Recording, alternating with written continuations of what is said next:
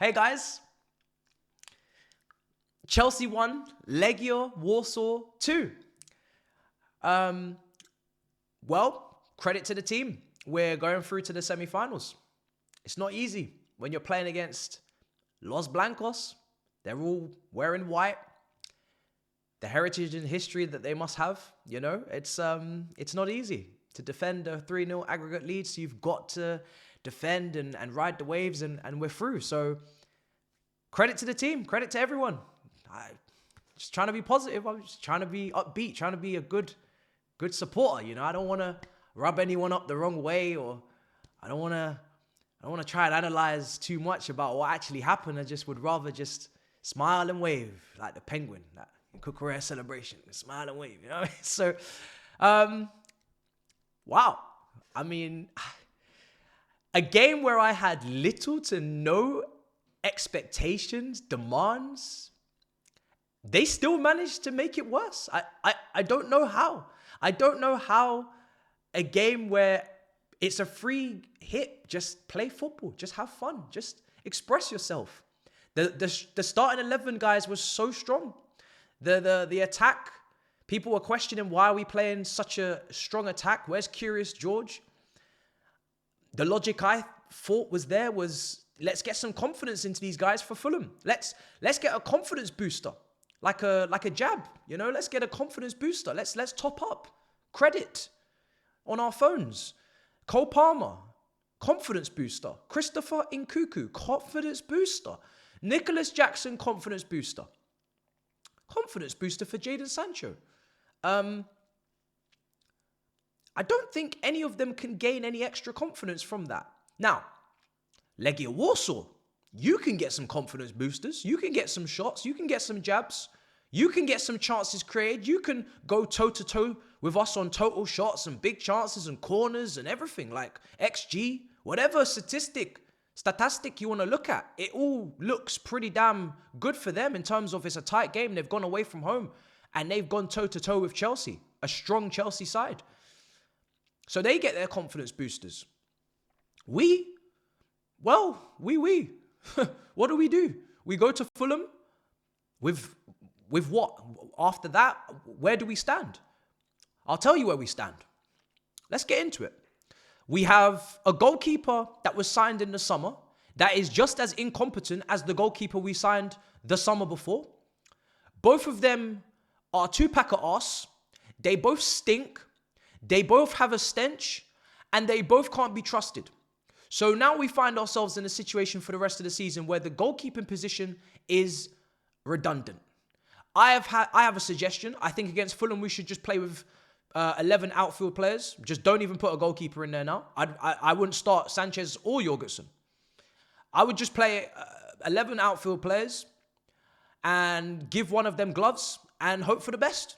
Because the way that this guy played today in goal, when everyone in the Stamford Bridge is rooting for him after we've just booed, or the Stamford Bridge faithful, which we're going to get onto in a minute because you've been naughty boys and naughty girls in the crowd not supporting the team and chanting and cheering after being 1-0 down at Ipswich. We're going to talk about how this is your fault that we lost today, by the way.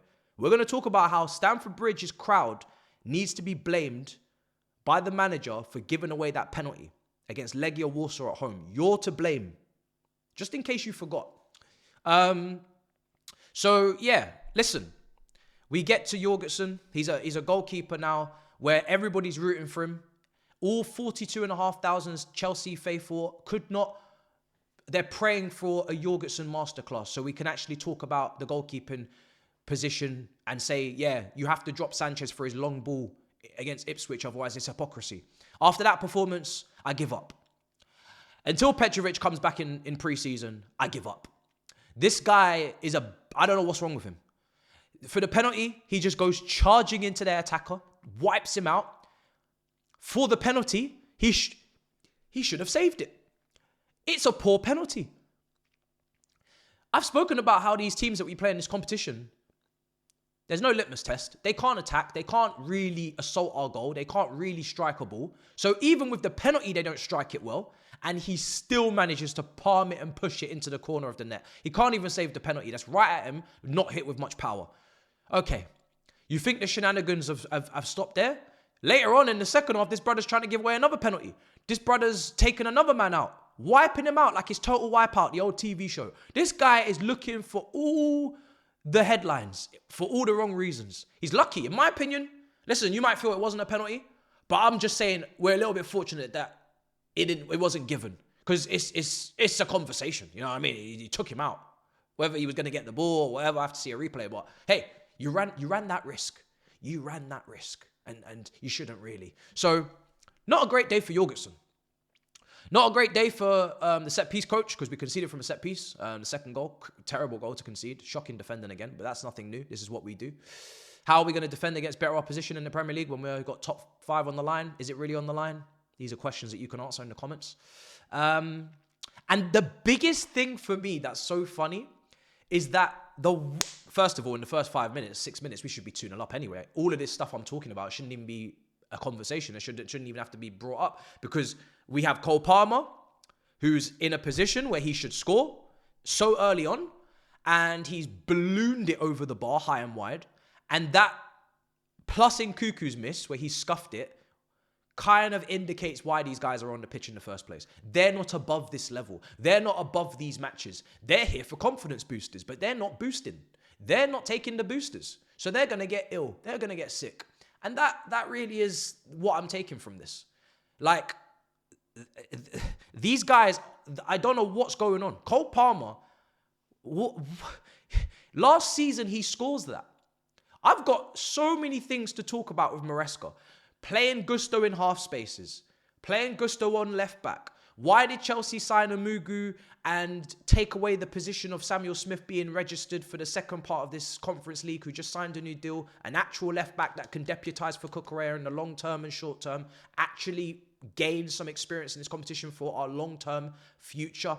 No, let's sign a midfielder from France and from Saint Etienne. Let's not trust him anyway, because he's probably not good enough. Every time we've seen him, he's looked shaky. When we could have just played Dyer or Aksaki, it would not have made any difference.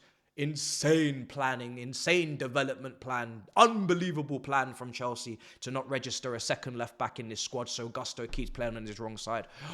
Big ideas, guys. Big brain ideas. Then we've got 2 right backs in midfield. We're playing a 2-2-5-1. We've seen it before in this competition. Unfortunately, there's nothing we can really take from it, because no one plays a 2-2-5-1 in the Premier League. You play a 2-2-5-1 in the Premier League, you get shot. You get destroyed. You get ripped open. So as much as, listen, it's okay, I understand it. We're committing people forward. We get 3 10s Cucurella, Palmer, and Nkunku on the pitch in the middle. 2 wingers and a striker. Everybody's committing to the box. Cucurella for the goal, for our goal. Great box crashing again. He seems to be the only one, I say this again for the umpteenth time, he seems to be the only one that actually is able to sniff out chances, that's able to smell where the goal is. Jackson can't smell. Jackson's also not well. Jackson can't smell anything. He's got a cold. You got a cold? I don't know. Every time I see this brother in the box, when there's a cutback, he's standing behind a defender. His line of vision is blocked by a white shirt. What use is that for you? We know the crosses have to be low, so that means you need to be able to see the ball. You need to be able to find a space in the box where the ball can directly find you, because we're not doing the aerial thing. The aerial thing is done. Unless Pedro Neto's on the pitch, and he just doesn't seem to understand this aerial thing doesn't work, so he keeps swinging the crosses in aerially, but everybody else seems to understand low crosses. So why, when the low crosses are coming in, is Cucurella the only one that understands basic box movement? And this is why Jackson cannot really be our striker now. I think we have to, I've given him his credit for the attributes that what he brings to the table, but I'm very comfortable with the idea that not only do we need to upgrade on him in the summer, not only do we need to bench him, because he's not kicked on this season, he's had an injury, but he's on 9 Premier League goals. This is not a risk I'm willing to run with next season in terms of the goal tally. But I'm actually willing to go and get 2 strikers. Go and get 2 strikers. This brother was a winger at Villarreal. Let's have him back on the left wing. I know it might not be completely natural for him right now, but with Sancho and Mudryk, and you're going to need a new left winger anyway, and Curious George is probably going to need a loan, you may as well put Jackson on the wing, sign another winger, and just get 2 strikers. If you want Liam Delap for 30 mil because you're cutting on costs, go and get him and sign another striker on top. I need strikers. I like the attributes, but I need the finishing. I need the box movement. I need the aerial ability. I am at a point now where I have no right to be picky and choosy about what striker we sign. Like, in terms of if they're a top name, Osimhen, Gyökeres, we're not getting these guys because we can't pay the wages. We're not in Champions League. The way we're moving, we might not even qualify for Europa League. We're going to talk about that in a minute. But I'll take anyone. They've all got some doubts, question marks. One's taken too many penalties. The other one, listen, I'll take anyone. Anyone of stature, of experience, of mentality, leadership, anything you can bring, please. I'm desperate. Then we talk about the fact that, like I said, there was no flags today. We Are The Shed couldn't bring the flags. So again, the supporters are at fault for this performance. I just want to remind you, if you had sung your heart out and your lungs and, were out of your chest, we would have beaten Legia Warsaw. This is not Chelsea. That score at the top of your screen, it's not Chelsea. That is CFC LDN. You've seen the flags. If you've gone to Stamford Bridge, you've seen the flags as well. CFC LDN, copyrighted by Clearlake. Copyright strikes on YouTube's. It is CFC LDN. So once we make peace with the fact that this is not Chelsea, we had sanctions. This is CFC LDN. This is a new club. This is a new institution. I think we can start to understand why this result happened. This is blasphemy. For us to be pretty much on the ropes at times against Legia Warsaw. We had our chances, we didn't take them, right? Tyreek George, balloons over the bar, Madueke, all these guys. Cool, I get it. We had our chances. Achimpong's in midfield with Reece James, got 2 right backs and centre mid. We at times were letting Legia Warsaw line up shots in and around our box, attacking till their heart's content. Looking like they can make a comeback. These guys thought they were Aston Villa. These men thought they were Real Madrid with the social media posts. But these men didn't even put out anything. They just came on action. They just came on smoke. They didn't even have nobody's dad circling Stamford Bridge. They didn't even have, no Ronaldo Tandanda. They just said, yo, we're pulling up. I have to give massive credit to Legia Warsaw. I could sit here and I could cuss out Chelsea all day long. But I'm going to give credit to Legia Warsaw to wrap up this video because Legia Warsaw, 3-0 down, they come to Stamford Bridge. We know they're not a great side. We know they don't have great attackers. They don't have great anything. But they came here on some serious violence and they went toe-to-toe and they deserve the win. Credit to them. I just want to give credit to you guys. You deserve it. You come to London. You got your tits out in the away end. I can resonate. I've had my tits out before. People have criticized me. But at the end of the day, it looks like I'm one of them. You know what I mean? Everybody's got their tits out. You know what I mean? So they had their limbs. They had their celebrations. They had their trip. I think it was like a reduced capacity in the away end as it was for the first leg. We now play whoever we play in the semis in Sweden. What I want to say is, after this result, one thing I'll take away from this game, not confidence boosters, not Premier League pushers, I am not confirming or I'm not really sure that we're going to win this competition. If we play Real Betis in the final or Fiorentina, we could lose. That is something that entered my mind watching this. Watching how bad we have been and how bad we are in both boxes and how frail we are mentally and how weak and how young this team is, and they're just not Chelsea at all in terms of the way that they're moving right now. They lack any real leadership, any real spine, any quality. The manager is moving mad over there. He's struggling. I feel like we could lose the final and we could really be facing Conference League football again if we're not careful. We're level on points with Aston Villa. They're in 7th. 7th is Conference League this season, I believe. 6th is Europa. And if we lose that final, we don't get it in this competition either. We don't get Europa League football. How on earth could there be the possibility that Manchester United could win the Europa League if they beat Lyon? I don't know what's going on. And they qualify for Champions League after the season prior where they knocked us into Conference League by winning the FA Cup and qualifying for Europa. They could finish in the position they're in the Prem and get Champions League football, and we couldn't. Life is not fair. But to be honest, I don't even feel sorry for us at this point. Maybe life is fair because what the heck are we doing? Guys, honestly, at this point, after my first half analysis from the previous game against Legia Warsaw, people saying it's a bit negative. I don't really think I need to say much more. You saw what you saw. We may be going through, but we is kicking that can down the road. We is kicking it down the road. And to be honest, the can's already burst and the drink's already out the can against Ipswich.